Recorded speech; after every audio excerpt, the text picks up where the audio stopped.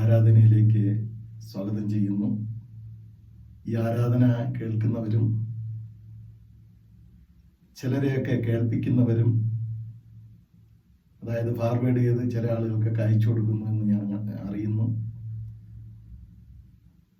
അതുപോലെ ഈ ആരാധനയിൽ അറ്റൻഡ് ചെയ്ത് ഈ ആരാധനയിൽ പങ്കുചേരുന്നവരും എല്ലാവരും അനുഗ്രഹിക്കപ്പെട്ടവരായി തീരട്ടെ എന്ന് പിതാവിൻ്റെയും പുത്രൻ്റെയും പരിശുദ്ധാത്മാവിൻ്റെയും നാമത്തിൽ ഞാൻ നിങ്ങളെ അനുഗ്രഹിക്കുന്നു. ഈ ശബ്ദത്തിലൂടെ ദൈവത്തിൻ്റെ മഹത്വം നമ്മിലെല്ലാവരിലും ഉണ്ടാകട്ടെ എന്ന് പ്രാർത്ഥിക്കുന്നു. ആ പ്രാർത്ഥനയോടുകൂടി ഇന്നത്തെ ആരാധന നമുക്ക് ആരംഭിക്കാം. ഒന്നാമത്തെ ശുശ്രൂഷ ക്രമത്തിൽ നിന്നാണ് ഈ ആരാധന എടുത്തിരിക്കുന്നത്. നിങ്ങൾക്ക് വളരെ പരിചയമുള്ളതാണ്.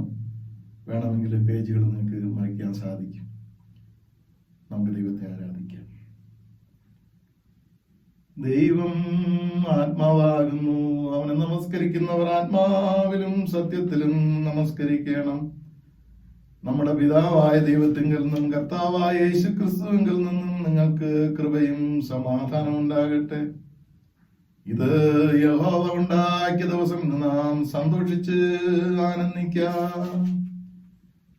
കർത്താവേ, ഞങ്ങളുടെ ആദരങ്ങളെ തുറക്കണമേ.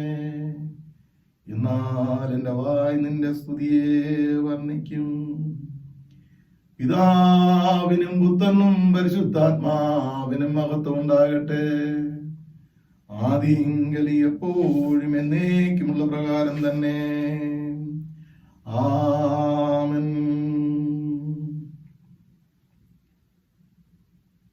നിന്റെ ശക്തിയാലും ജ്ഞാനത്താലും സകലത്തെയും സൃഷ്ടിക്കുകയും ഞങ്ങളുടെ രക്ഷിതാവായിരിക്കാൻ നിന്റെ പുത്രനെ ഞങ്ങൾക്ക് നൽകുവാൻ തക്കോണം ലോകത്തെ സ്നേഹിക്കുകയും ചെയ്ത പിതാവായ ദൈവമേ, നിനക്ക് സ്തുതി ഉണ്ടാകട്ടെ. പാപൊഴികെ സർവത്തിലും ഞങ്ങൾക്ക് തുല്യമായി തീർന്നവനും ഞങ്ങളുടെ അതിക്രമങ്ങൾ നിമിത്തം മരണത്തിനേൽപ്പിക്കപ്പെടുകയും ഞങ്ങളുടെ നീതീകരണത്തിനായി ഉയർപ്പിക്കപ്പെടുകയും ചെയ്ത പുത്രനായ ദൈവമേ, നിനക്ക് സ്തുതി ഉണ്ടായിരിക്കട്ടെ. സകല സത്യത്തിൽ ഞങ്ങളെ വഴി നടത്തുകയും ദൈവസ്നേഹം ഞങ്ങളുടെ ഹൃദയങ്ങളിൽ പകരുകയും ചെയ്യുന്ന പരിശുദ്ധാത്മാവായ ദൈവമേ, നിനക്ക് സ്തുതി ഉണ്ടാകട്ടെ. പിതാവും പുത്രനും പരിശുദ്ധാത്മാവായ ദൈവമേ, നിനക്ക് സകല മഹത്വവും സ്തുതിയും എന്നും എന്നേക്കും ഉണ്ടാകട്ടെ. ആമേൻ. പ്രാർത്ഥിക്കാം. സർവശക്തനായ ദൈവമേ, ഞങ്ങളുടെ കർത്താവായ യേശുക്രിസ്തു മുഖാന്തരം ഞങ്ങളുടെ ആരാധനയും സ്തോത്രവും തിരുമുൻപാകെ അർപ്പിക്കുന്നതിനായി ഞങ്ങൾ തിരുസന്നിധിയിലേക്ക് വന്നിരിക്കുന്നു. ഞങ്ങളുടെ പാപങ്ങളെ പരമാർത്ഥമായി ഏറ്റുപറയുന്നതിനും മറ്റുള്ളവർക്ക് ഞങ്ങൾക്ക് വേണ്ടി പ്രാർത്ഥിക്കുന്നതിനും ഞങ്ങളെ സഹായിക്കണമേ. നിന്റെ പരിശുദ്ധ വചന ശ്രദ്ധയോടുകൂടി കേൾക്കുന്നതിനാൽ ഞങ്ങൾ നിന്റെ സ്നേഹത്തിന്റെ വലിപ്പത്തെ കൂടുതൽ യഥാർത്ഥമായി അറിയുകയും നിന്റെ കൃപാഫലങ്ങളെ ഞങ്ങളുടെ ജീവിതത്തിൽ തെളിയിച്ചു കാണിക്കുകയും ചെയ്യേണ്ടതിന് ഞങ്ങളുടെ കർത്താവായ യേശുക്രിസ്തു മൂലം കൃപ ചെയ്യണമേ. ആമേൻ.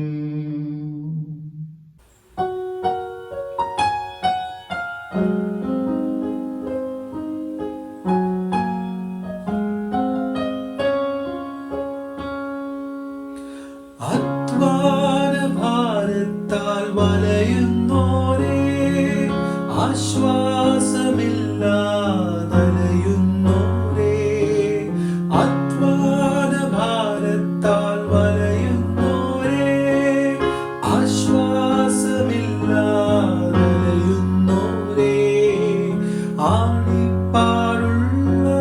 കരങ്ങൾ നീട്ടി നിന്നെ വിളിച്ചിടുന്നു.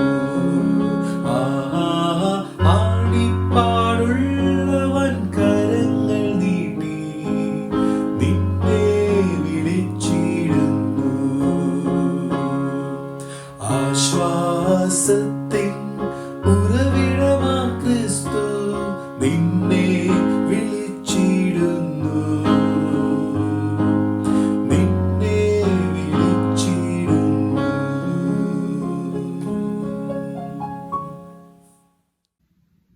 കർത്താവിൽ പ്രിയ സഹോദരി സഹോദരങ്ങളെ, ദൈവത്താൽ വിളിക്കപ്പെട്ട പ്രിയ മക്കളെ, നമുക്ക് പാപമില്ല എന്ന് നാം പറയുന്നുവെങ്കിൽ സത്യം നമ്മിലില്ലാതെയായി. നമ്മുടെ പാപങ്ങൾ ഏറ്റുപറയുന്നുവെങ്കിൽ ദൈവം നമ്മോട് പാപങ്ങളെ ക്ഷമിച്ച് സകല അനീതിയും പോക്കി നമ്മെ ശുദ്ധീകരിപ്പാൻ തക്കവണ്ണം വിശ്വസ്തനും നീതിമാനുമാകുന്നു എന്ന് വിശുദ്ധ തിരുവെഴുത്ത് നമ്മെ പഠിപ്പിക്കുന്നു. അതുകൊണ്ട് ദൈവത്തിന്റെ സന്നിധിയിൽ നമ്മുടെ കുറവുകൾ ഏറ്റുപറഞ്ഞ് നമുക്ക് പ്രാർത്ഥിക്കാം.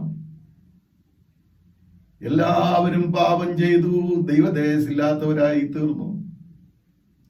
നീതിമാൻ ആരുമില്ല, ഒരുത്തൻ പോലുമില്ല. യേശുവിന്റെ രക്തം സകല പാപവും പോക്കി നമ്മെ ശുദ്ധീകരിക്കുന്നു. നമുക്കുള്ള മഹാപുരോഹിതൻ നമ്മുടെ ബലഹീനതകളിൽ സഹതാപം കാണിപ്പാൻ കഴിയാത്തവനല്ല. പാപമൊഴിയെ സർവത്തിലും നമുക്ക് തുല്യമായി പരീക്ഷിക്കപ്പെട്ടവൻ അത്രയേ നമുക്കുള്ളത്. ഒരുത്തൻ വാക്കിൽ തെറ്റിയാൽ ഒരുത്തൻ പ്രവൃത്തിയിൽ തെറ്റി, മറ്റൊരുത്തൻ ചിന്തയിൽ തെറ്റി. നമുക്ക് നമ്മുടെ കുറവുകൾ ദൈവസന്നിധിയിൽ ഏറ്റുപറഞ്ഞ് നമുക്ക് പ്രാർത്ഥിക്കാം. ഒരു നിമിഷം മൗനമായി നമ്മുടെ ഇരിപ്പുവട്ടത്തിരുന്ന് നമുക്ക് ദൈവത്തോട് അപേക്ഷിക്കാം. കർത്താവേ, ക്ഷമിക്കണമേ, കരുതലിൽ ഞങ്ങളെ കാക്കണമേ, കരുണയുണ്ടാകണമേ എന്ന് നമുക്ക് അപേക്ഷിക്കാം.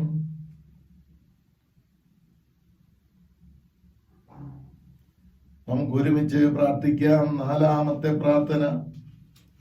പിതാവും പുത്രനും പരിശുദ്ധാത്മാവുമായുള്ള സർവശക്തനായ ദൈവമേ, വിചാരത്തിലും വാക്കിലും ക്രിയയിലുമുള്ള ഞങ്ങളുടെ കഠിന കുറ്റനിമിത്തം ഞങ്ങൾ നിന്നോട് പാപം ചെയ്തിരിക്കുന്നു എന്ന് തിരുമുൻപാകെ ഏറ്റു പറയുന്നു. ഞങ്ങളോട് കരുണയുണ്ടാകണമെന്ന് ഞങ്ങൾ നിന്നോട് പ്രാർത്ഥിക്കുന്നു. സർവശക്തനായ ദൈവമേ, ഞങ്ങളോട് കരുണയുണ്ടായി ഞങ്ങളുടെ സകല പാപങ്ങളും ഞങ്ങളോട് ക്ഷമിച്ച് സകല ദോഷത്തിന് ഞങ്ങളെ വിടുവിച്ച് സകല നന്മയിലും ഉറപ്പിച്ച് ബലപ്പെടുത്തി നിത്യജീവങ്കലേക്ക് ഞങ്ങളെ പ്രവേശിപ്പിക്കണമേ. ആമേൻ.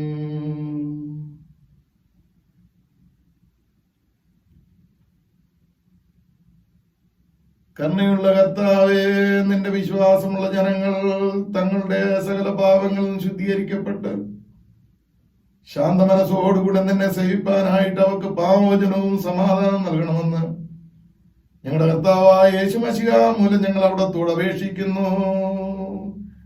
ആമേൻ. കർത്താവിനെ സ്തുതിപ്പിൻ. കർത്താവിന്റെ നാമം സ്തുതിക്കപ്പെടട്ടെ.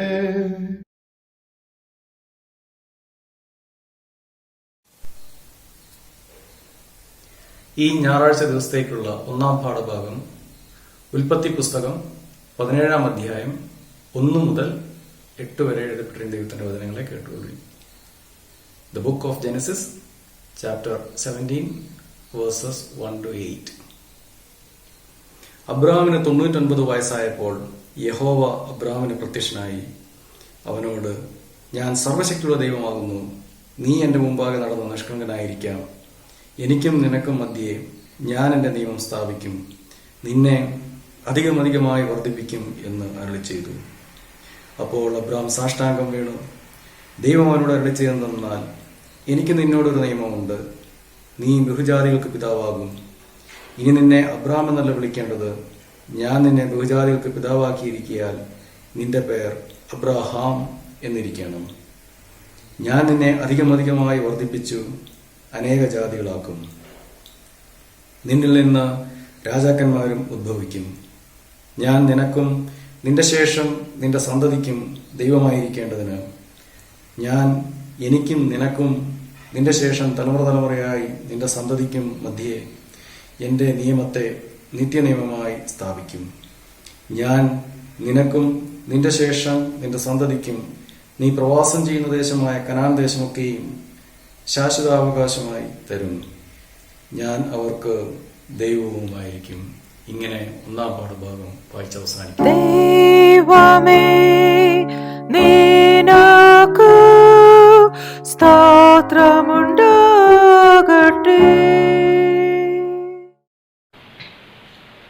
Reading from Psalm 91. He who dwells in the shelter of the Most High will rest in the shadow of the Almighty. I will say of the Lord, He is my refuge and my fortress, my God in whom I trust. Surely He will save you from the fowler's snare and from the deadly pestilence. He will cover you with His feathers, and under His wings you will find refuge. His faithfulness will be your shield and rampart. You will not fear the terror of night, nor the arrow that flies by day, nor the pestilence that stalks in the darkness, nor the plague that destroys at midday. 1,000 may fall at your side, 10,000 at your right hand, but it will not come near you. You will only observe with your eyes and see the punishment of the wicked. If you make the Most High your dwelling, even the Lord, who is my refuge, then no harm will befall you, no disaster will come near your tent. For He will command His angels concerning you to guard you in all your ways. They will lift you up in their hands, so that you will not strike your foot against a stone. You will tread upon the lion and the cobra. You will trample the great lion and the serpent. Because He loves me, says the Lord, I will rescue Him. I will protect Him, for He acknowledges my name. He will call upon me, and I will answer Him. I will be with Him in trouble. I will deliver Him and honor Him. With long life will I satisfy Him and show Him my salvation. Here ends the reading.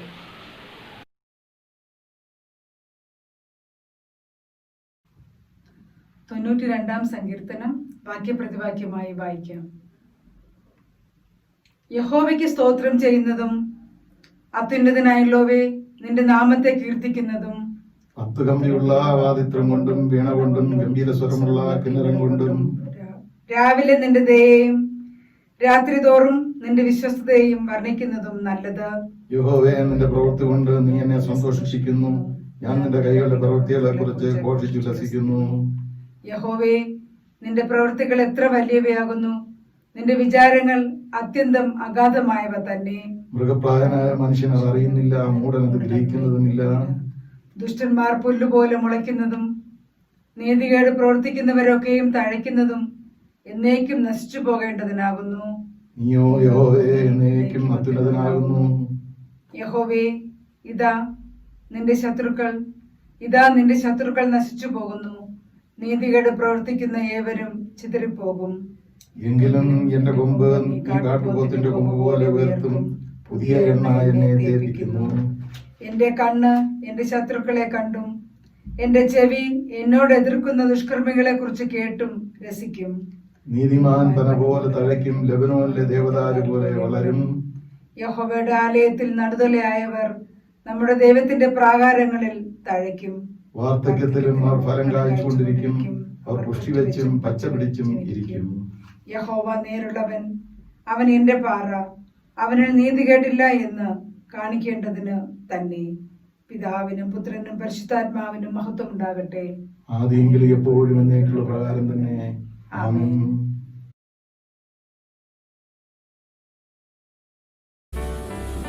ഇന്നത്തേക്കുള്ള രണ്ടാം പാഠം അപ്പോസ്തലനായ പൗലോസ് ഫിലോമോൻ എഴുതിയ ലേഖനം 1-ാം അധ്യായം 8 മുതൽ 22 വരെയുള്ള ദൈവവചന കേൾപ്പി.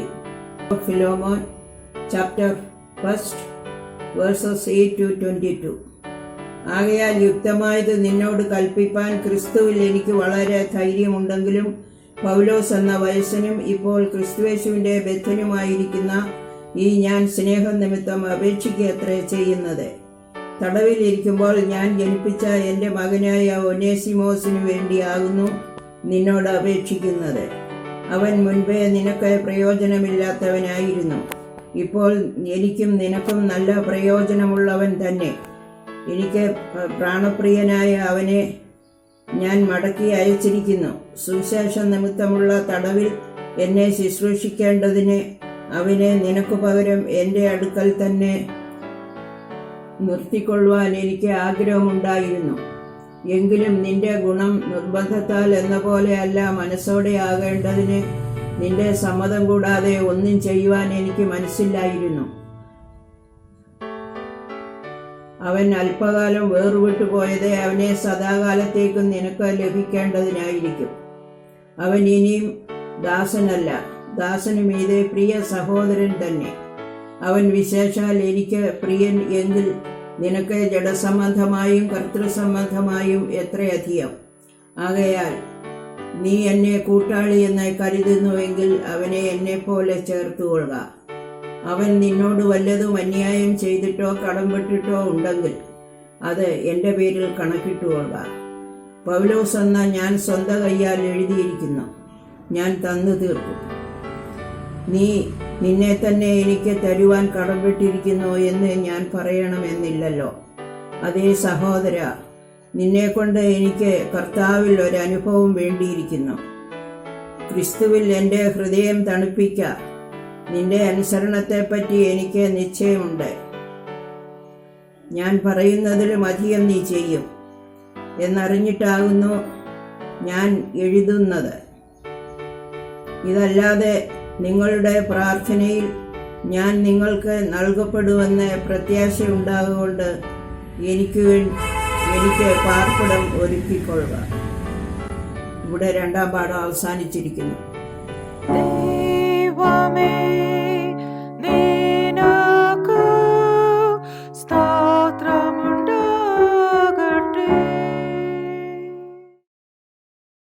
Luke chapter 2 verses 29 to 32. Sovereign Lord, as you have promised, you may now dismiss your servants in peace. For my eyes have seen your salvation, which you have prepared in the sight of all nations, a light of revelation to the Gentiles and the glory of your people Israel. Amen.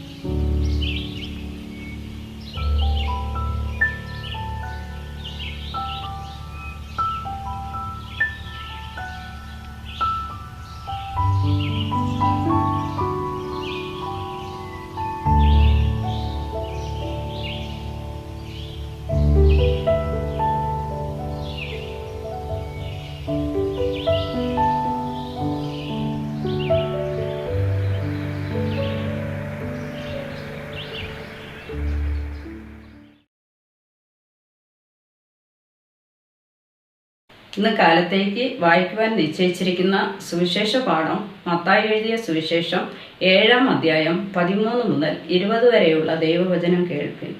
Gospel reading St. Matthew chapter 7 verses 13 to 20. ഇടുക്കുവാതിലിലൂടെ അകത്ത് കടപ്പിൻ. നാശത്തിലേക്ക് പോകുന്ന വാതിൽ വീതിയുള്ളതും വഴി വിശാലമും അതിൽ കൂടി കടക്കുന്നവർ അനേകരും ആകുന്നു. ജീവങ്കിലേക്ക് പോകുന്ന വാതിൽ ഇടുക്കമും വഴി ഞെരുക്കവുമുള്ളത്, അതിൽ കണ്ടെത്തുന്നവർ ചുരുക്കമത്രേ. കള്ളപ്രവാചകന്മാരെ സൂക്ഷിച്ചു കൊള്ളുവിൻ. അവർ ആടുകളുടെ വേഷം പൂണ്ട് നിങ്ങളുടെ അടുക്കൽ വരുന്നു. അകമേയോ കടിച്ചു കീറുന്ന ചെന്നായ്ക്കളാകുന്നു. അവരുടെ ഫലങ്ങളാൽ നിങ്ങൾ അവരെ തിരിച്ചറിയാം. മുള്ളുകളിൽ നിന്ന് മുന്തിരിപ്പഴവും ഞെരിഞ്ഞിലുകളിൽ നിന്ന് അത്തിപ്പഴവും പറിക്കുമാറുണ്ടോ? നല്ല വൃക്ഷമൊക്കെയും നല്ല ഫലം കായ്ക്കുന്നു. ആകാത്ത വൃക്ഷമോ ആകാത്ത ഫലം കായ്ക്കുന്നു. നല്ല വൃക്ഷത്തിന് ആകാത്ത ഫലവും ആകാത്ത വൃക്ഷത്തിന് നല്ല ഫലവും കായ്പാൻ കഴിയുകയില്ല. നല്ല ഫലം കായ്ക്കാത്ത വൃക്ഷമൊക്കെയും വെട്ടി തീയിലിടുന്നു. ആകയാൽ അവരുടെ ഫലത്താൽ നിങ്ങൾ അവരെ തിരിച്ചറിയും. ഇവിടെ സുവിശേഷ പാഠം വായിച്ചവസാനിച്ചു.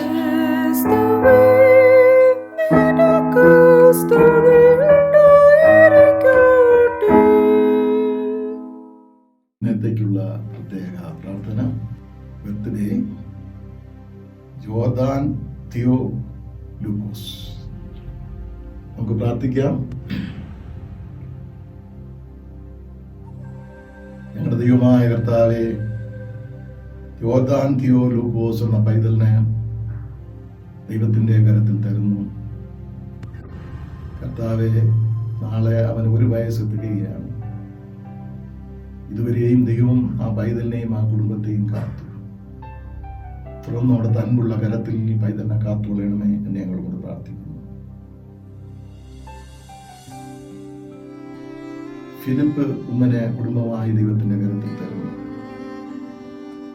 തന്റെ ഗ്രാൻഡ് മദറിന്റെ നിര്യാണത്താൽ ദുഃഖത്തിലായിരിക്കുന്ന കുടുംബത്തെ ആശ്വസിപ്പിക്കുകയും അനുഗ്രഹിക്കുകയും ചെയ്യണമേ എന്ന് ഞങ്ങളോട് പ്രാർത്ഥിക്കുന്നു. ഈസ്റ്റ് പരേഡ് സഭയിലുള്ള ജോസ് ഉമ്മനെ സർവശക്തിയുള്ള ദൈവത്തിന്റെ കരത്തിലേക്ക് തരുന്നു. തന്റെ പ്രിയ മാതാവിന്റെ വേർപാടിൽ ദുഃഖിക്കുന്ന അവർക്ക് ഒന്ന് ആശ്വാസം പകരണമേ എന്ന് പ്രാർത്ഥിക്കുന്നു. കർത്താവേ, ഞങ്ങളുടെ ആലയത്തിലുള്ള കടരോഗികളെ ഓർക്കുന്നു. പ്രായം ചെന്നവരെ ഞങ്ങൾ ഓർക്കുന്നു. രോഗത്തിന്റെ അവസ്ഥയിലിരിക്കുന്നവർ ഓർക്കുന്നു. ഈ COVID-19 കാലഘട്ടത്തിൽ ജോലി നഷ്ടപ്പെട്ടവരും ശമ്പളം സമയത്ത് ലഭിക്കാത്തവരും പലതരത്തിലുള്ള ദുഃഖത്തിലിരിക്കുന്നവരുമുണ്ട്.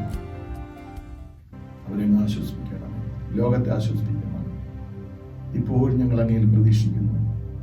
തമ്പുരാന് മാത്രമേ ഞങ്ങളെ രക്ഷിക്കുവാൻ കഴിയുമെന്ന അവസ്ഥയാണ് കർത്താവേ എന്നുള്ളത്.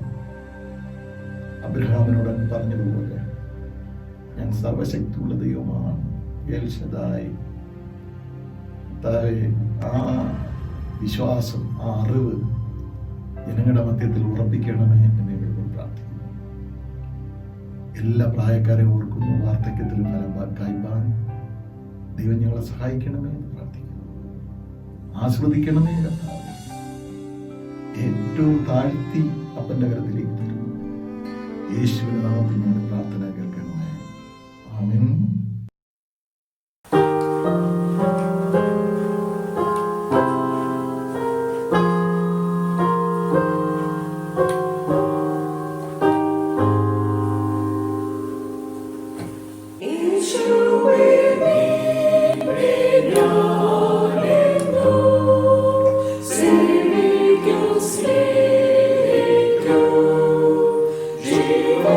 Baby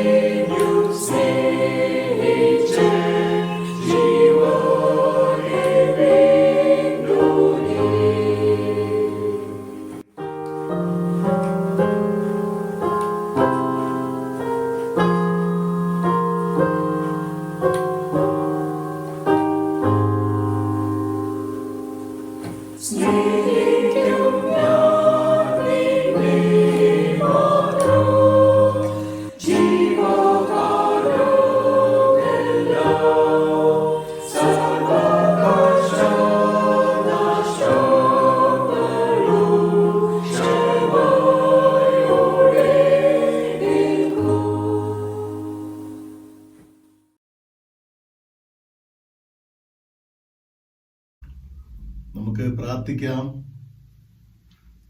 സകല ജ്ഞാനത്തിൻ്റെയും അനുഗ്രഹത്തിൻ്റെയും ഉറവിടമായ ഞങ്ങളുടെ കർത്താവെ, ദൈവവചനം എന്ന വിശിഷ്ട ദാനത്തിനായി ഞങ്ങൾ ദൈവത്തെ സ്തുതിക്കുന്നു.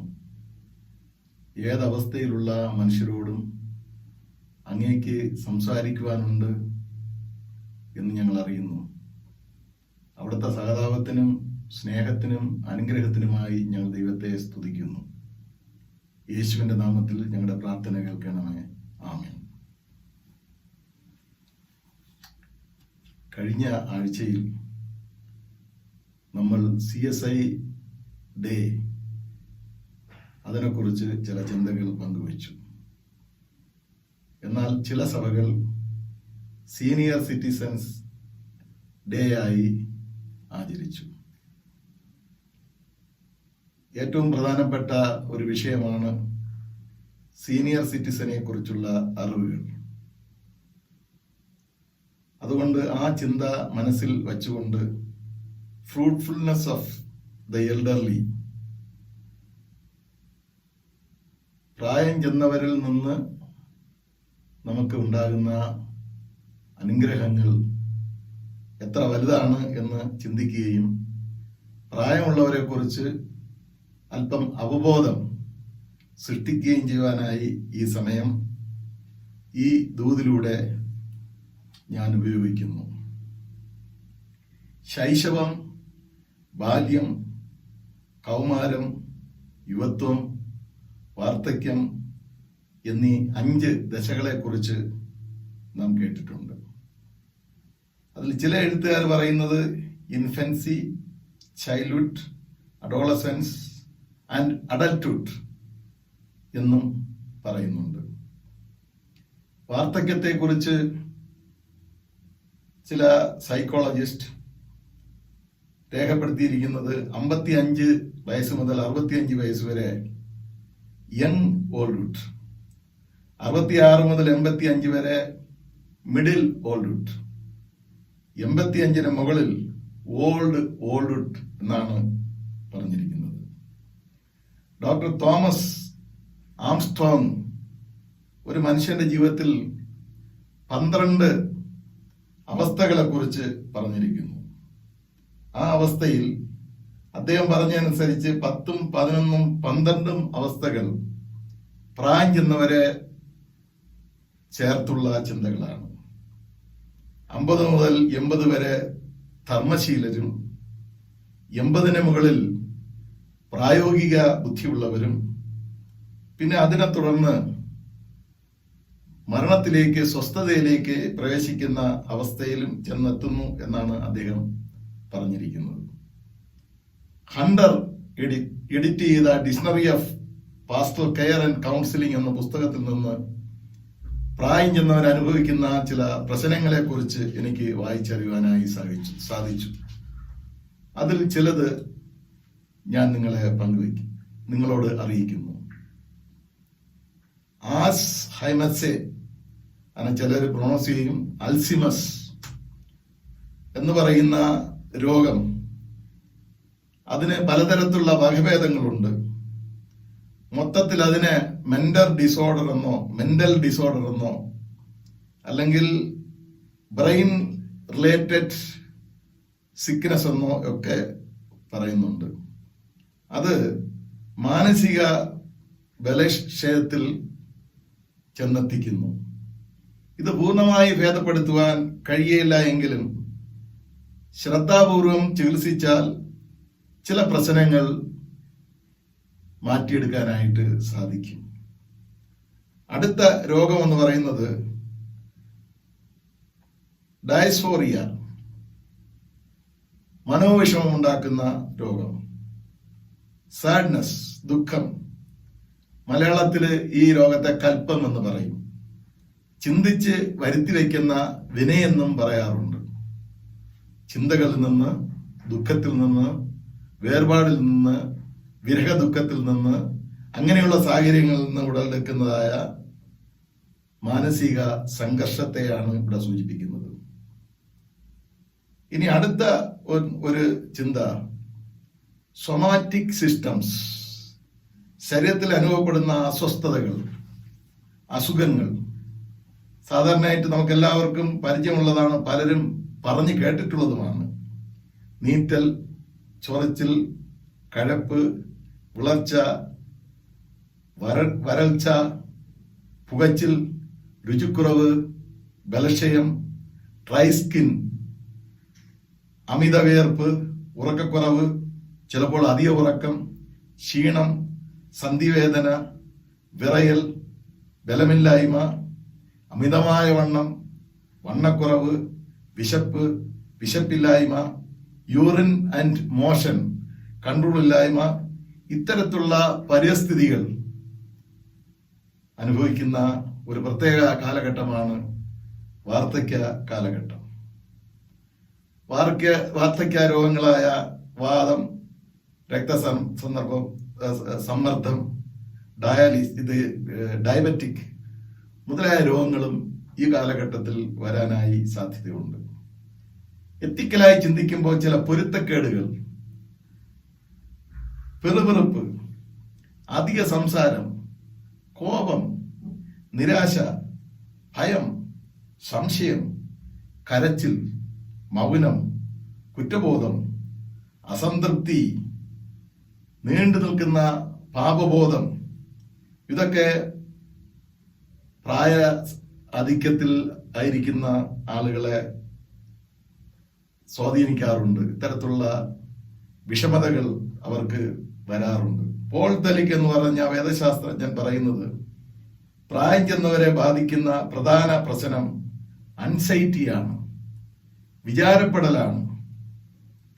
പാസ്റ്റർ കൗൺസിലിംഗ് ഒരു പഠന സഹായി എന്ന പുസ്തകത്തിൽ സൗത്ത് കേരള ഡയസിസ് പബ്ലിഷ് ചെയ്ത 1993 പബ്ലിഷ് ചെയ്ത ഒരു ലേഖനത്തിൽ മോസ്റ്റ് റെവറന്റ് ഗ്ലാസ്റ്റൺ ബിഷപ്പ് അദ്ദേഹം വാർദ്ധക്യത്തെ കുറിച്ചുള്ള ചില ചിന്തകൾ പങ്കുവയ്ക്കുന്നു.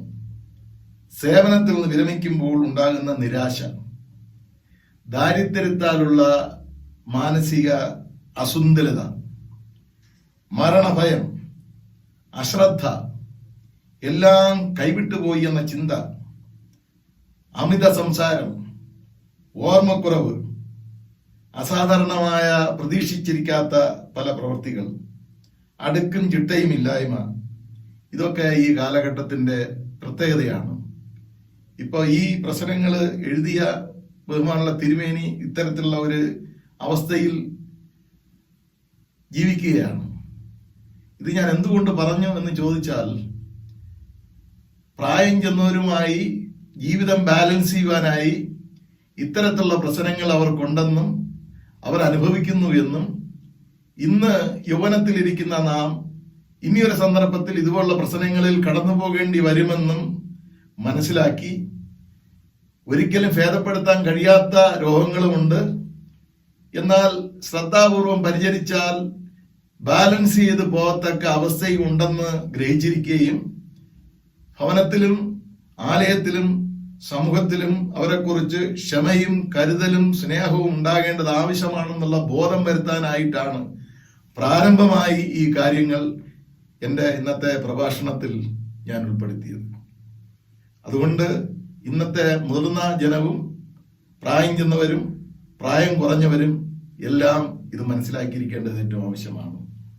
ഈ അറിവാണ് സഭാപ്രസംഗി 12-ാം അധ്യായത്തിൽ ശലോമൻ ആലങ്കാരികവും സാഹിത്യവുമായ ഭാഷയിൽ വിവരിക്കുകയാണ്. അതിനെ സിംപ്ലിഫൈ ചെയ്ത് ഞാൻ പറയാനായിട്ട് ശ്രമിക്കാം.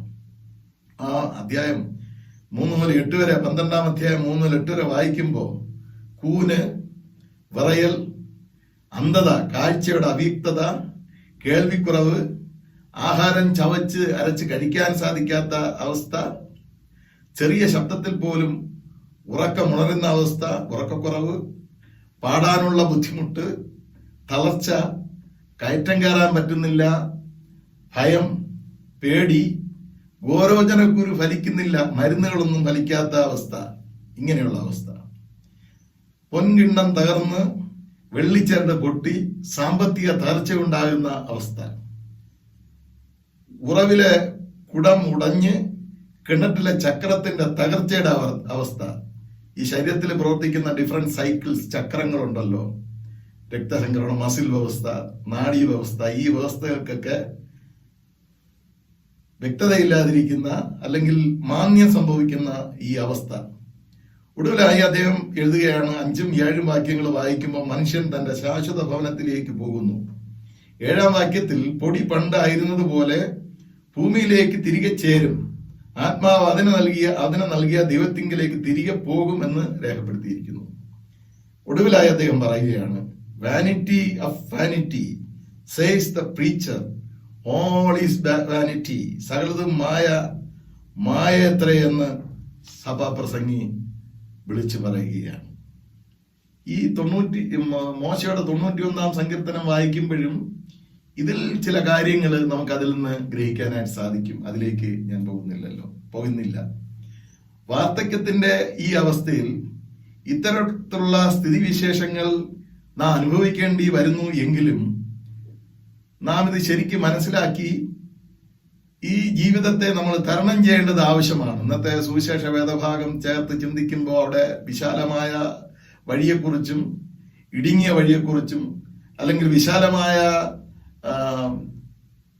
പ്രവേശനത്തെക്കുറിച്ചും ഇടുങ്ങിയ ജീവിതത്തിലെ പ്രവേശനത്തെക്കുറിച്ചും അദ്ദേഹം രേഖപ്പെടുത്തിയിരിക്കുന്നു.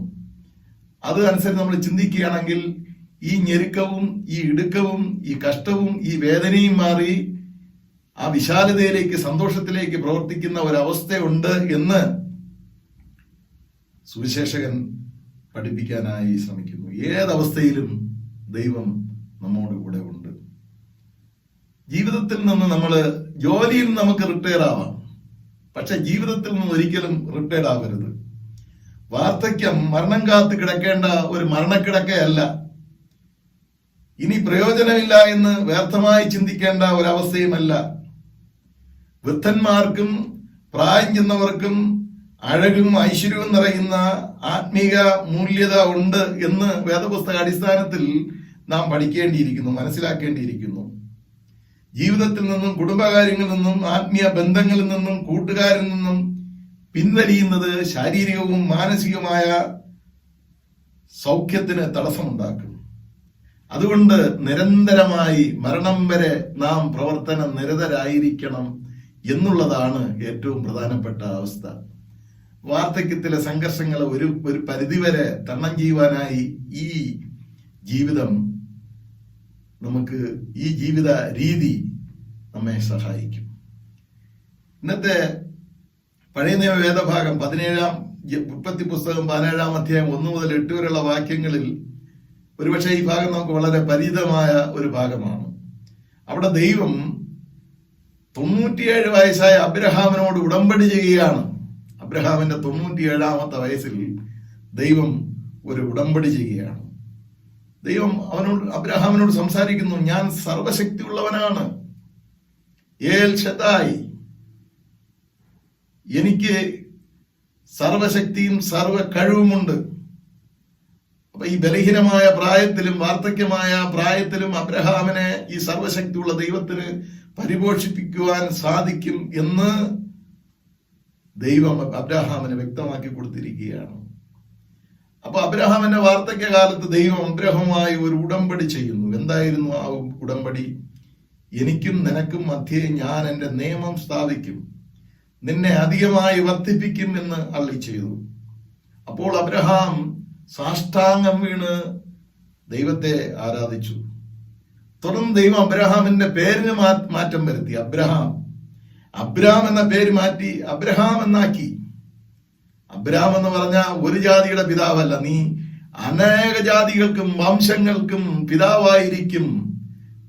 അതുപോലെ നമ്മള് ഉൽപ്പത്തി പുസ്തകം 12-ാം അധ്യായം 3-ാം വാക്യം കൂടെ ചേർത്ത് വായിക്കുമ്പോൾ നിന്നിലൂടെ സകല ജാതികളും സകല വംശങ്ങളും അനുഗ്രഹിക്കപ്പെടും, നീ ഒരു അനുഗ്രഹമായിരിക്കും. അബ്രഹാമിന്റെ വാർദ്ധക്യകാലം ഒരു നല്ല അനുഗ്രഹത്തോടുകൂടി, പുതിയ പേരോടുകൂടി, പുതുമയോടുകൂടി ദൈവം അബ്രഹാമിനെ വിളിച്ച് വേർതിരിച്ച് ശക്തീകരിക്കുന്നതായിട്ടാണ് ഈ വേദഭാഗത്തിൽ നിന്ന് നമുക്ക് മനസ്സിലാക്കാൻ സാധിക്കുന്നത്. തലമുറ തലമുറയായി നിനക്കും നിന്റെ സന്തതിക്കും മധ്യേ എന്റെ നിയമത്തെ നിത്യ നിയമമായി സ്ഥാപിക്കും എന്ന് രേഖപ്പെടുത്തുന്നു. ഞാൻ നേരത്തെ പറഞ്ഞല്ലോ, 90-ാമത്തെ സങ്കീർത്തനത്തിൽ 120-ാമത്തെ വയസ്സിലാണ് ആ സങ്കീർത്തനം മോശ രചിച്ചത്. മോശയുടെ വാർദ്ധക്യം എത്രമാത്രം ശക്തമായിരുന്നു എന്നുള്ളത് നാം ഗ്രഹിച്ചിരിക്കേണ്ടത് അത്യാവശ്യമാണ്. അതുപോലെ തന്നെ ദാവീദിനെ കുറിച്ച് നമ്മൾ ചിന്തിക്കുമ്പോഴും അദ്ദേഹത്തിന്റെ വാർദ്ധക്യകാലവും വളരെ ശക്തമായിരുന്നു. അപ്പോസ്തല പ്രവൃത്തിയുള്ള പുസ്തകം 2-ാം അധ്യായം 17-ാം വാക്യം വായിക്കുമ്പോൾ യൗവനക്കാർക്ക് ദർശനം കാണാൻ സാധിക്കുമ്പോൾ വൃദ്ധന്മാർക്ക് സ്വപ്നവും കാണുവാൻ സാധിക്കുമെന്ന് ആ ഭാഗത്ത് രേഖപ്പെടുത്തിയിരിക്കുന്നു. വീണ്ടും നമ്മൾ ഫിലോമോന്റെ ലേഖനത്തിലേക്ക് വരുമ്പോൾ ആ 8-ാം വാക്യം മുതൽ 22-ാം വാക്യം വരെയാണ് ഇന്നത്തെ ചിന്തയ്ക്ക് നമുക്ക് നൽകിയിരിക്കുന്ന ഭാഗം. ആ ഭാഗത്ത് പൗലൂസ് കാരാഗ്രഹത്തിൽ വെച്ച് ഒനോസിമോസിനെ മാനസാന്തരപ്പെടുത്തുന്നു. ഒനോസിമോസിന് ആത്മീയ ജന്മം നൽകുന്നതായിട്ട് നാം ദൈവത്തിന്റെ വചനത്തിൽ ഗ്രഹിക്കുന്നു. അവിടെ പറയുന്നു, ഞാൻ വയസ്സനായ പൗലൂസ്. 3 കാര്യങ്ങളാണ് നമുക്കിവിടെ കാണാൻ സാധിക്കുന്നത്. പൗലൂസ് എന്ന പദത്തിന്റെ അർത്ഥം സ്മോൾ എന്നാണ്. ചെറുതായ പൗലൂസ്, ദൈവത്തിന് വേണ്ടി സ്മോളായി. ഫിലമോൻ എന്ന പദത്തിന്റെ അർത്ഥം സ്നേഹമുള്ളവൻ എന്നാണ്. ഒനോസിമോസ് എന്ന വാക്കിന്റെ അർത്ഥം പ്രയോജനമുള്ളവൻ എന്നാണ്. ഒരു കാലത്ത് ഫിലമോനോട് കൂടെ ചേർന്ന് നിന്ന് അവന്റെ അടിമയായിരുന്ന ഈ ഒനോസിമോസ് എന്തോ തെറ്റ് ചെയ്തു എന്ന സാഹചര്യത്താൽ ജയിലിലടയ്ക്കപ്പെട്ടു. പ്രയോജനമുള്ളവൻ എന്ന പേരുണ്ടെങ്കിലും പ്രയോജനമില്ലാത്തവനായി തീർന്നു. അവിടെ വച്ച് അവൻ മാനസാന്തരപ്പെടുത്തി സ്വതന്ത്രനായപ്പോ പൗലൂസ് റിക്കൺസിലിയേഷന്റെ അനുരഞ്ജനത്തിന്റെ ശുശ്രൂഷ ചെയ്യുന്നതായിട്ട് ദൈവവചനത്തിൽ നാം വായിക്കുന്നു.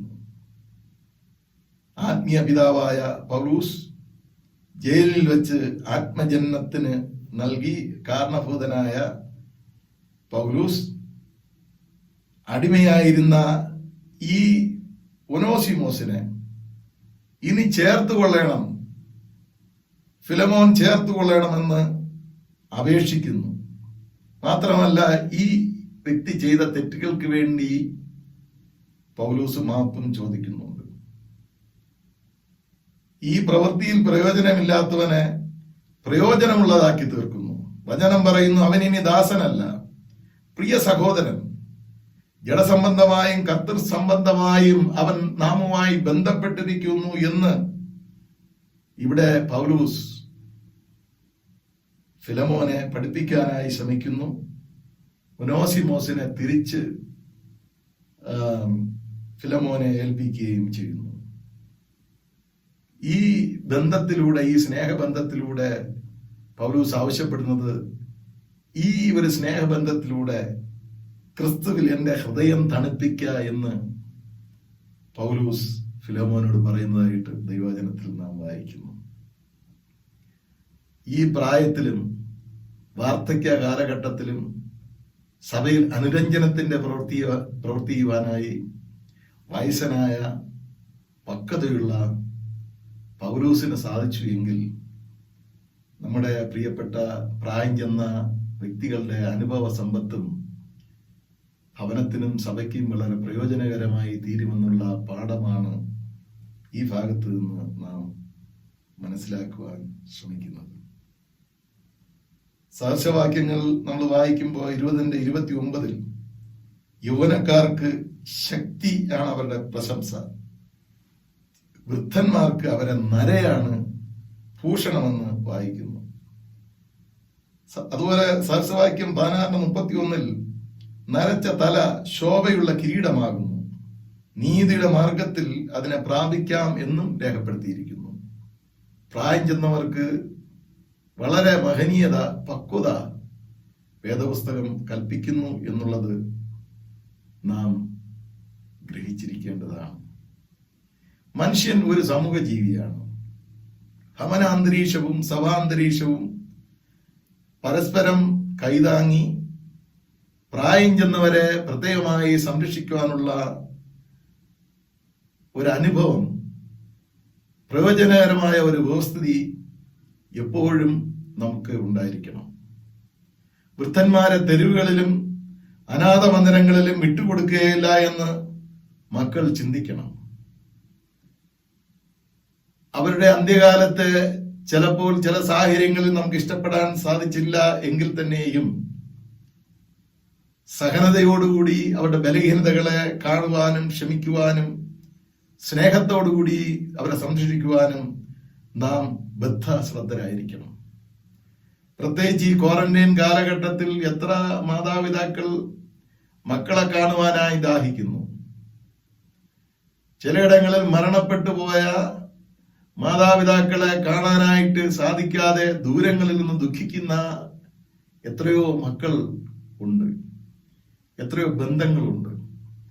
അങ്ങനെ വേദനയുടെ ഒരു കാലഘട്ടത്തിലാണ് നാം എല്ലാവരും ആയിരിക്കുന്നത്. പ്രതീക്ഷകൾക്കപ്പുറമായി പലതും സംഭവിച്ചുകൊണ്ടിരിക്കുന്നു. അതുകൊണ്ട് നാം ദൈവത്തിൽ പ്രതീക്ഷിക്കുകയും ദൈവിക അനുഗ്രഹങ്ങൾക്ക് വേണ്ടി കാംക്ഷിക്കുകയും ചെയ്യേണ്ടത് ഏറ്റവും ആവശ്യമാണ്. പഴയ നിയമം വായിക്കുമ്പോഴും പുതിയ നിയമത്തിലൂടെയും നാം ഗ്രഹിക്കുമ്പോഴും പ്രായം ചെന്നവരുടെ അനുഗ്രഹം വളരെ ബലപ്പെട്ടതായിരുന്നു എന്ന് ദൈവവചനം പറയുന്നു. ഉദാഹരണമായി യേശു ശിമയോന്റെ അടുക്കൽ പോയി ശിമയോനിൽ നിന്ന് അനുഗ്രഹം വാങ്ങി. യേശുവിനെ കണ്ടത് ശിമയോനും അനുഗ്രഹമായിരുന്നു എന്ന് സുവിശേഷകൻ രേഖപ്പെടുത്തിയിരിക്കുന്നു. ഒരു ചെറിയ ഉദാഹരണം ഞാൻ പറയാനായി ആഗ്രഹിക്കുന്നു. ഒരിക്കലൊരു പിതാവിനെ വളരെ മനോഹരമായി പ്രത്യേകം ഒരു മുറിയിൽ ഭാര്യയും ഭർത്താവും കൂടെ സൂക്ഷിച്ചു. സമയത്തിന് ആഹാരം കൊടുക്കുമായിരുന്നു. ആഹാരം കൊണ്ട് അവിടെ അടച്ചു വയ്ക്കും, സമയത്തിന് എടുത്ത് കഴിക്കും. എല്ലാം ചിട്ടയായി ക്രമീകരിക്കുകയും ഒക്കെ ചെയ്തു. അപ്പന് കഴിക്കാനായി പ്രത്യേകം പാത്രം വച്ചിരുന്നു. ആ പൊതു സ്ഥലങ്ങളിൽ പ്രവേശിക്കാൻ പറ്റാത്ത രീതിയിൽ ഒരു മുറിയിൽ പരിചരണം ലഭിച്ചുകൊണ്ടിരുന്ന ആ പിതാവ് ഒരു പ്രത്യേക സാഹചര്യത്തിൽ ഒരു ദിവസം മരിച്ചു. മരണശേഷം ഭാര്യയും ഭർത്താവും കൂടെ ആ മുറിയെല്ലാം നന്നായിട്ട് ക്ലീൻ ചെയ്തു. അദ്ദേഹം ഉപയോഗിച്ചിരുന്ന മെത്ത പുറത്തു കൊണ്ടുപോയി ചുട്ടുകളഞ്ഞു. ആ മുറിക്കകത്തിരുന്ന സാധനങ്ങളെല്ലാം വാരിക്കളഞ്ഞു. ആ മുറിയെല്ലാം കഴുകി റെഡിയാക്കി നല്ല നീറ്റാക്കി സൂക്ഷിച്ചു. അപ്പന് നല്ല ഒരു അന്ത്യയാത്രയും നടത്തി. പക്ഷെ കൊച്ചുമോൻ എന്ത് ചെയ്യുന്നറിയാമോ? അവൻ പുറത്തു നോക്കിയപ്പോ അപ്പച്ചൻ കഴിച്ചുകൊണ്ടിരിക്കുന്ന പാത്രങ്ങൾ അവിടെ കിടക്കുക. ആ പാത്രങ്ങളെല്ലാം അവൻ കഴുകിയെടുത്ത് അലമാരയിൽ കൊണ്ടുവച്ചു.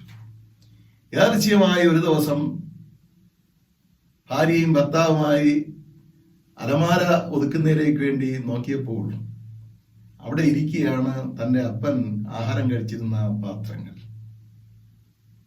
മകനോട് ചോദിച്ചു, മകനെ ഇത് ആർവിടെ കൊണ്ടുവച്ചു?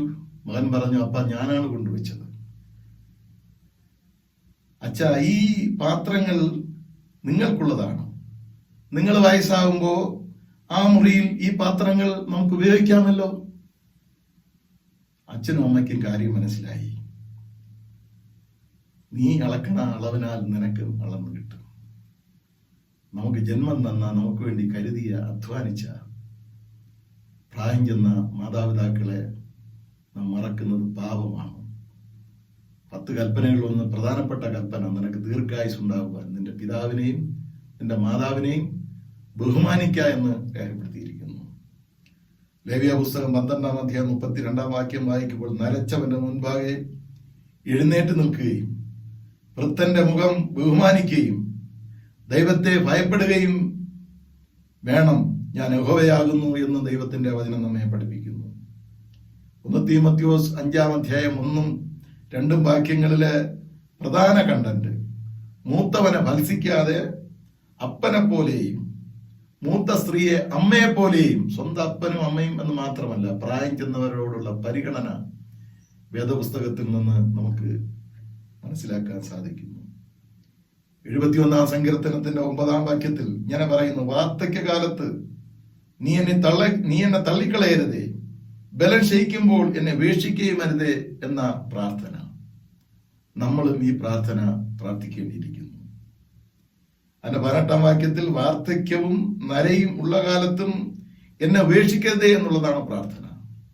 ഈ പ്രാർത്ഥന ആരോഗ്യമുള്ള കാലഘട്ടങ്ങളിൽ നമ്മുടെ നാവുകളിൽ നിന്ന് ഉയരേണ്ടിയിരിക്കുന്നു. യെശയ്യാ പ്രവാചകന്റെ പുസ്തകം 46 അധ്യായത്തിന്റെ 4 വാക്യം, നിങ്ങളുടെ വാർദ്ധക്യം വരെ ഞാൻ അനന്യൻ തന്നെ, നിങ്ങൾക്ക് നരയ്ക്കുവോളം ഞാൻ നിങ്ങളെ ചുമക്കും, ഞാൻ ചുമക്കുകയും ചുമന്ന് വിടുവിക്കുകയും ചെയ്യുമെന്ന് ദൈവത്തിന്റെ വചനം നമ്മെ പഠിപ്പിക്കുന്നു. വാർദ്ധക്യം എത്ര മനോഹരമാണ്. പ്രയാസങ്ങളുണ്ട്, പ്രതിസന്ധികളുണ്ട്, എല്ലാം ഉണ്ട്. നേരത്തെ സുവിശേഷ ഭാഗത്തിൽ ഉദ്ധരിച്ചതുപോലെ ഇടുക്കമുള്ള ഞെരുക്കമുള്ള പാതയിലാണ് സഞ്ചരിക്കേണ്ടി വരുന്നത്. ഞെരുക്കവും പ്രയാസവും ഉണ്ട്. പക്ഷേ ഒരു ദൈവവൈതനെ സംബന്ധിച്ചിടത്തോളം ഈ പാതയുടെ അവസാനത്തിൽ ഒരു വിശാലത, സ്വർഗീയ അനുഗ്രഹം, സ്വർഗീയ നന്മ, പിതാവിന്റെ സന്നിധിയിൽ കൂട്ടിച്ചേരുന്ന, പിതാവുമായി ബന്ധപ്പെടുന്ന ആ പർദീസയിലെ അനുഭവം, യേശുക്രിസ്തുവുമായി നാം ഒരുമിച്ച് സന്ധിക്കുന്ന ഒരു വലിയ അനുഗ്രഹവും നമ്മെ കാത്തിരിക്കുകയാണ്.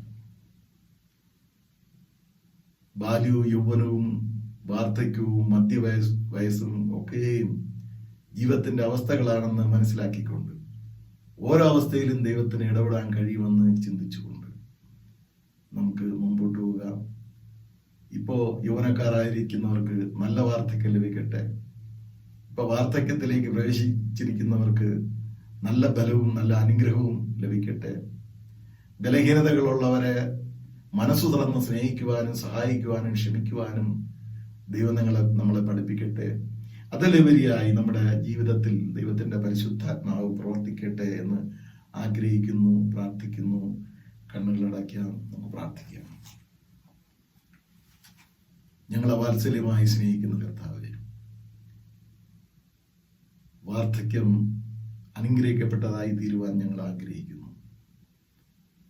പ്രതിസന്ധികളുടെ മധ്യത്തിലും കർത്താവെ അതിനെ തരണം ചെയ്യുവാൻ തക്ക പ്രാപ്തിയും കൃപയും നൽകണമേ എന്നപേക്ഷിക്കുന്നു.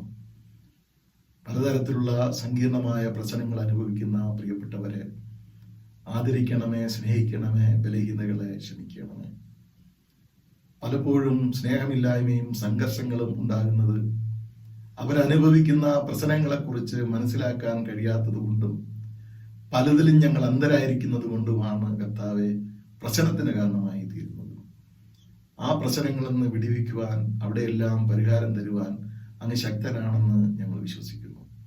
ഞങ്ങളെ ആലയത്തിലെ പ്രായമുള്ളവരെയും, ഞങ്ങളെ ഓർമ്മയിൽ പ്രായമുള്ളവരെയും, ഞങ്ങളെ ബന്ധുക്കളിൽ പ്രായമുള്ളവരെയും, ദൂരെയായിരിക്കുന്നവരെയും അടുത്തായിരിക്കുന്നവരെയും ആസ്വദിക്കുകയും അനുഗ്രഹിക്കുകയും ചെയ്യണമേ.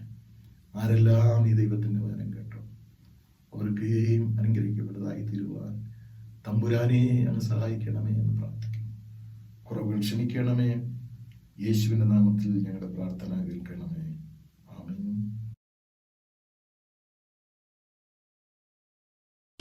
സർവശക്തിയുള്ള പിതാവായി ആകാശത്തെയും ഭൂമിയെയും സൃഷ്ടിച്ചവനായ ദൈവത്തിൽ ഞാൻ വിശ്വസിക്കുന്നു. അവൻ്റെ ഏകപുത്രനായ നമ്മുടെ കർത്താവായ യേശു ക്രിസ്തുവിലും ഞാൻ വിശ്വസിക്കുന്നു. ഇവൻ പരിശുദ്ധാത്മാവിനാൽ കന്യകാമറിയയിൽ ഉൽപ്പാദിക്കപ്പെട്ടു ജനിച്ചു. പൊന്തിയോസ് പിലാത്തോസിൻ്റെ കീഴിൽ കഷ്ടപ്പെട്ടു, ക്രൂശിക്കപ്പെട്ട് മരിച്ചു, അടക്കപ്പെട്ടു.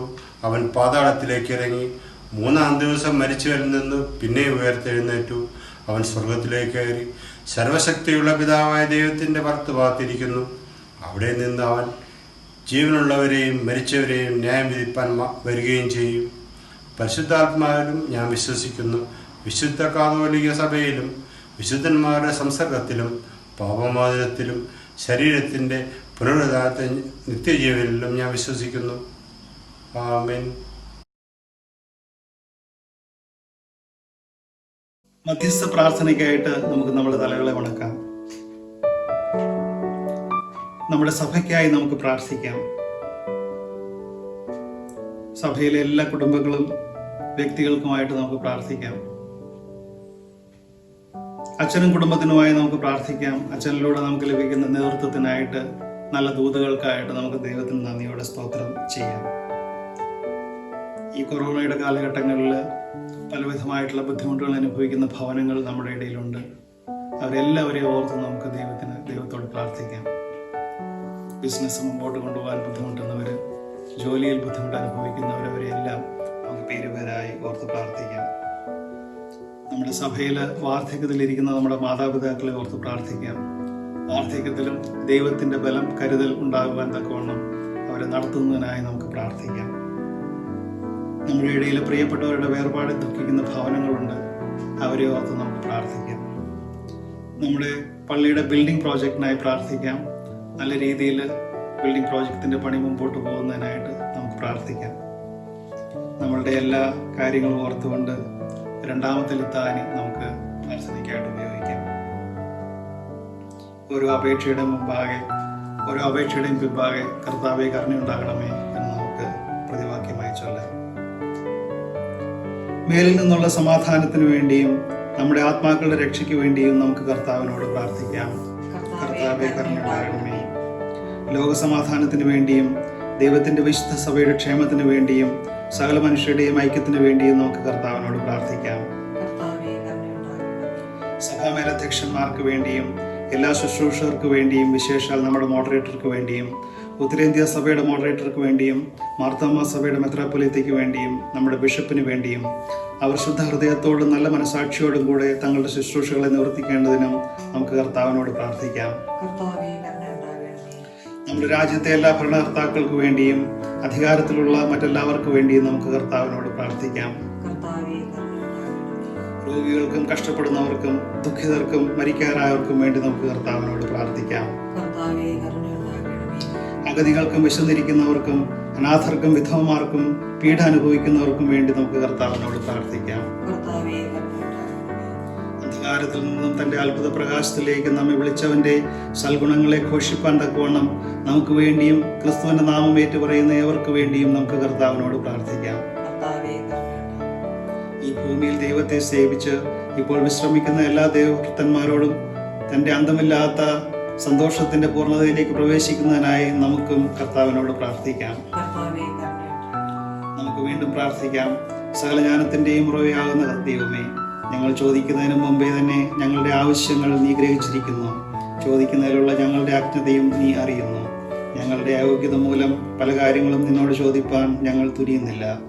ഞങ്ങളുടെ അന്ധത മൂലം പല ആവശ്യങ്ങളും തിരുമുമ്പാകെ സമർപ്പിപ്പാൻ കഴിയുന്നതുമില്ല. എന്നാൽ ഞങ്ങളുടെ ബലഹീനതകളിൽ മനസ്സലിവുണ്ടായി ഞങ്ങൾക്ക് ആവശ്യമുള്ളതെല്ലാം ഞങ്ങളുടെ കർത്താവായ യേശു ക്രിസ്തുവിൻ്റെ യോഗ്യത മൂലം ഞങ്ങൾക്ക് തരുവാൻ ഇഷ്ടമുണ്ടാകണമെന്ന് ഞങ്ങൾ നിന്നോട് അപേക്ഷിക്കുന്നു. ആമേൻ.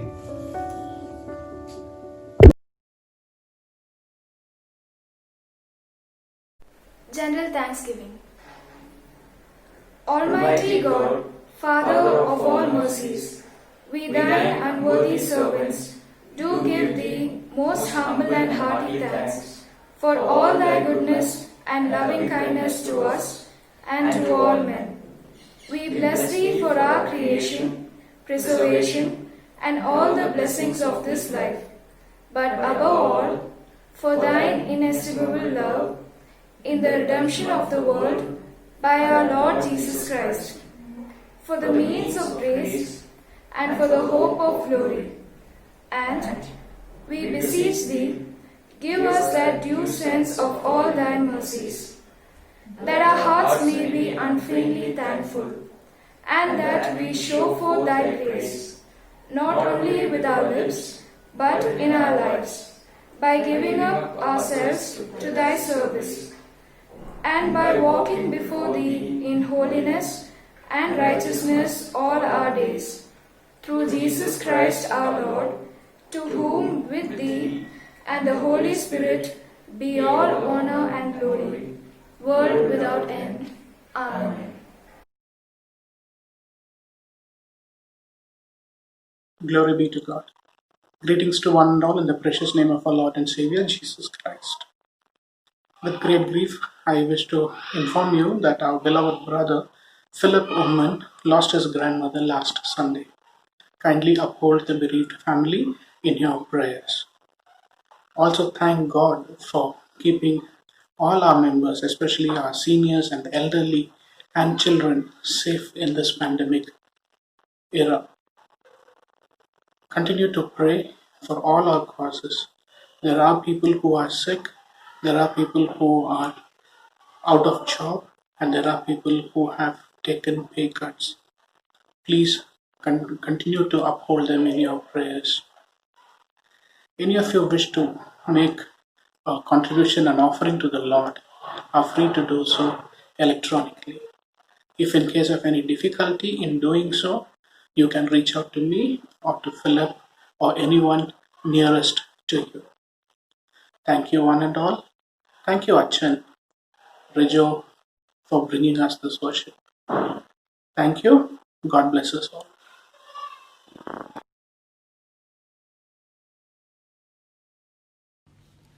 സ്വർഗസ്ഥനായ ഞങ്ങളുടെ പിതാവേ, നിന്റെ നാമം വിശുദ്ധീകരിക്കപ്പെടണമേ. നിന്റെ രാജ്യം വരേണമേ. നിന്റെ ഇഷ്ടം സ്വർഗത്തിലെ പോലെ ഭൂമിയിലും ആകണമേ. ഞങ്ങൾക്ക് ആവശ്യമുള്ള ആഹാരം ഇന്ന് തരണമേ. ഞങ്ങളുടെ കടക്കാരോട് ഞങ്ങൾ ക്ഷമിച്ചിരിക്കുന്നത് പോലെ ഞങ്ങളുടെ കടങ്ങൾ ഞങ്ങളോട് ക്ഷമിക്കണമേ. ഞങ്ങളെ പരീക്ഷയിൽ കടത്താതെ ദുഷ്ടങ്കിൽ നിന്ന് ഞങ്ങളെ വിടുവിക്കണമേ. രാജ്യവും ശക്തിയും മഹത്വവും എന്നേക്കും നിനക്കുള്ളതല്ലോ. ആമേൻ. ആശീർവാദം. ദൈവത്തിന്റെ കരുണയുള്ള കൃപയിലും കാവലിലും ഞാൻ നിങ്ങളെ വരമേൽപ്പിക്കുന്നു. കർത്താവ് നിങ്ങളെ അനുഗ്രഹിച്ച് കാക്കുമാറാകട്ടെ. കർത്താവ് തിരുമുഖം നിങ്ങളുടെ മേൽ പ്രകാശിപ്പിച്ച് നിങ്ങളോട് കൃപയുള്ളവനാകട്ടെ. കർത്താവ് തിരുമുഖം നിങ്ങളുടെ മേൽ ഉയർത്തി നമുക്കെല്ലാവർക്കും സമാധാനം നൽകുമാറാകട്ടെ. ഇങ്ങനെ പിതാവും പുത്രനും പരിശുദ്ധാത്മാവായുള്ള ത്രിയേക ദൈവത്തിന്റെ അനുഗ്രഹം നാം എല്ലാവരോടും, പ്രത്യേകിച്ച് പ്രായം ചെന്ന നമ്മുടെ പ്രിയപ്പെട്ടവരോടും കാലാവസാനം കൂടാതെ ഉണ്ടായിരിക്കട്ടെ. ആമേൻ.